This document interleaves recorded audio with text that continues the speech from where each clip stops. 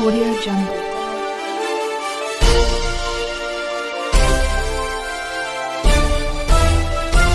Audio Jungle. जैसा कि विदित है कि इस बार बीएसपी के संस्थापक एवं जन्मदाता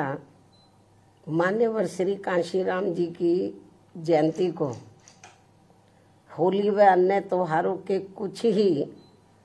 घंटे बीत जाने के बाद दिनांक 15 मार्च को खासकर यूपी व दिल्ली सहित पूरे देश में इनके अनुयायियों ने अपार संख्या में इकट्ठा होकर इसे विभिन्न स्तर पर मनाया है और अपने श्रद्धा सुमन अर्पित किए हैं, जिसके लिए पार्टी उनकी अति आभारी है। साथ ही होली सहित अन्य विभिन्न त्योहारों के बीच इस बार मान्यवर श्री कांशीराम जी की जयंती जिस अति उत्साह व जोश के साथ मनाकर उनके अनुयायियों ने अपनी पार्टी को हर स्तर पर मजबूत बनाने का तथा उनकी एकमात्र उत्तराधिकारी व पार्टी की राष्ट्रीय अध्यक्ष का अपने पूरे तन मन धन से साथ देने का जो संकल्प लिया है, तो उसने पार्टी को मजबूती देने के लिए मेरे हिम्मत व हौसले को कई गुना और ज़्यादा बढ़ा दिया है, जिसे मैं अभी तक की तरह आगे भी अपने जीते जी अपने व्यक्तिगत तथा भाई बहन व रिश्ते नातों आदि के स्वार्थ में कभी भी कमजोर नहीं पड़ने दूंगी। वैसे भी मेरे भाई बहन व अन्य रिश्ते नाते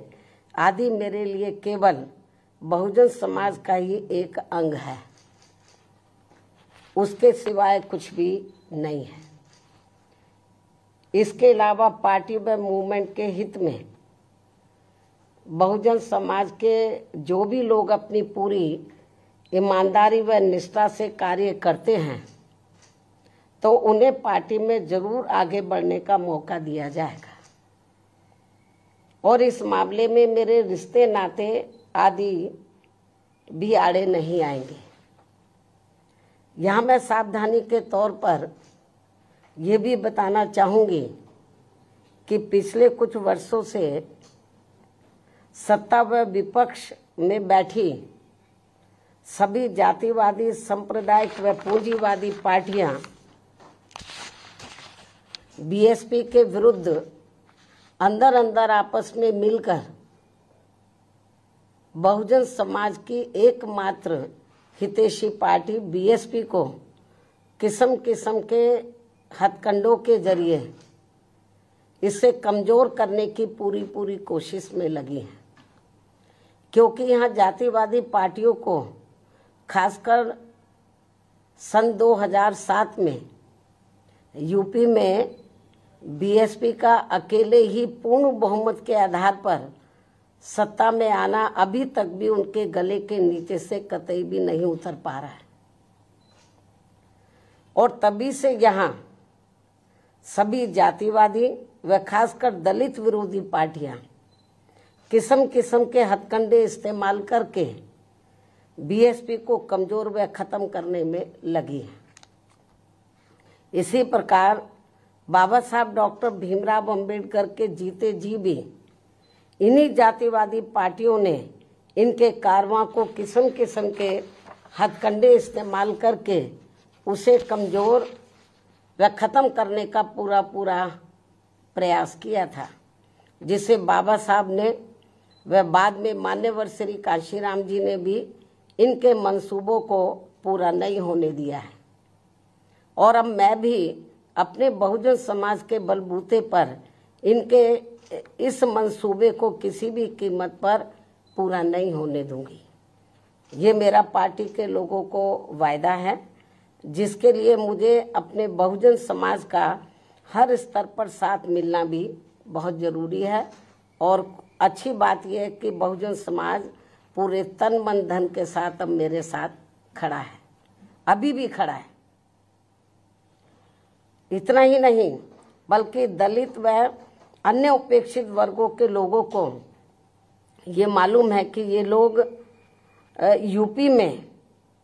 बीएसपी की पूर्ण बहुमत की सरकार बनने से पहले यहाँ जातिवादी उच्च वर्गों के लोगों के सामने, यानी कि जो बहुजन समाज के लोग हैं, खास तौर से दलित वर्ग के लोग,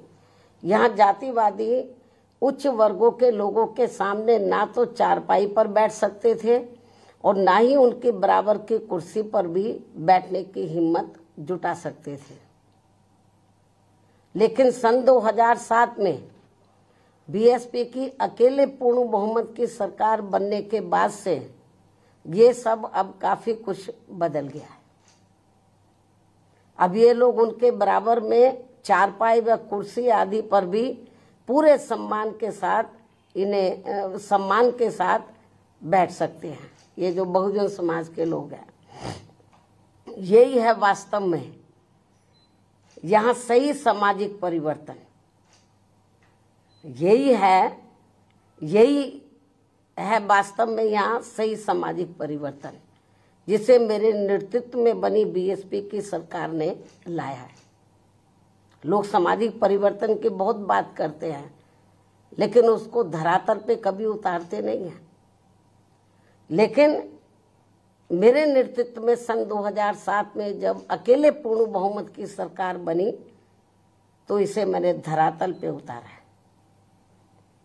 जिससे यहाँ यूपी में हमारे संतों, गुरुओं व महापुरुषों का काफी हद तक सपना साकार हुआ है, जिसकी वास्तव में पूरी देन मान्यवर श्री कांशीराम जी की है। और ये सब यहाँ समाज में परिवर्तन लाने के मामले में इतिहास के पन्नों में जरूर लिखा जाएगा। इसके साथ ही बीएसपी की सरकार ने ही यहाँ यूपी में इन वर्गों के लोगों को, यानी कि बहुजन समाज के लोगों को काफी हद तक अपने पैरों पर खड़ा किया है। अपने संतों, गुरुओं व महापुरुषों को भी विभिन्न स्तर पर पूरा आदर सम्मान दिया गया है, जिसे लोग कभी भी नहीं भुला पाएंगे। लेकिन ये सब यहाँ सभी जातिवादी पार्टियों के गले के नीचे से अभी तक भी नहीं उतर पा रहा है। इसलिए अब वे इन वर्गों में से स्वार्थी किस्म के लोगों को आगे करके उनके जरिए विभिन्न नाम पर अनेकों छोटे छोटे संगठन व पार्टियां आदि बनवा के बीएसपी की इस ताकत को बांटकर इसे कमजोर करने में लगे, जिनसे बहुजन समाज के लोग जरूर सचेत रहें। यही समय की मांग है और यही पार्टी व मूवमेंट के हित में इनका सही कदम भी होगा, यदि हमारे लोग सचेत रहते हैं। इसके अलावा यहाँ मैं ये भी कहना चाहूँगी कि देश के प्रधानमंत्री बीच में अपनी खुद की गरीबी का तो जरूर उल्लेख करते रहते हैं, लेकिन इन्होंने दलित व अन्य उपेक्षित वर्गों के लोगों की तरह यहाँ कभी भी कोई जातीय भेदभाव नहीं झेला है, जो ये सब हमारे संतों, गुरुओं व महापुरुषों ने समय समय पर झेला है, जिसे अभी भी इनके अनुयायी काफी हद तक झेल रहे हैं। इसलिए पार्टी के मिशनरी व परिपक्व लोगों से आज मेरी ये भी पुरजोर अपील है कि वे ये सभी जरूरी बातें अपने बच्चों व खासकर युवा पीढ़ी को जरूर हमेशा बताते रहें, जिनको तैयार करने की भी वास्तव में सही जिम्मेवारी इन्हीं लोगों की ही है। इस उम्मीद के साथ ही अब मैं पुनः होली आदि के त्योहारों के बीच में इस बार मान्यवर श्री कांशीराम जी की जयंती बड़े जोश व उत्साह के साथ मनाकर इनके अनुयायियों ने जो इनको अपना पूरा आदर सम्मान दिया है तथा मेरे साथ साथ इनके करोड़ों अनुयायियों का भी काफ़ी हौसला बढ़ाया है, उन सभी का हार्दिक दिल से आभार प्रकट करते हुए अब मैं अंत में यही कहना चाहूँगी कि इस समय संसद सत्र चल रहा है,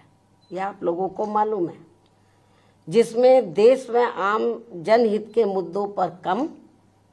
बल्कि अपने अपने स्वार्थ में राजनीति करने पर ज़्यादा जोर दिया जा रहा है, जो ये अति चिंता की बात है। साथ ही पिछले कुछ समय से वक्फ बोर्ड पर भी सत्ता व विपक्ष द्वारा जो राजनीति की जा रही है, तो ये भी अति चिंता की बात है। और यदि ये मामला समय रहते आम सहमति से सुलझा लिया जाता तो ये ज़्यादा बेहतर होता। केंद्र सरकार इस मामले में जरूर पुनर्विचार करे, सोच विचार करे, ये भी हमारी पार्टी की केंद्र सरकार से पुरजोर अपील है। इस उम्मीद के साथ ही अब मैं अपनी बात यहीं समाप्त करती हूँ। धन्यवाद। जय भीम व जय भारत। बहुजन सैनिक महाराष्ट्र लाईव्हला लाईक करा, शेअर करा, सबस्क्राईब करा आणि बेल आयकॉनवर क्लिक करा।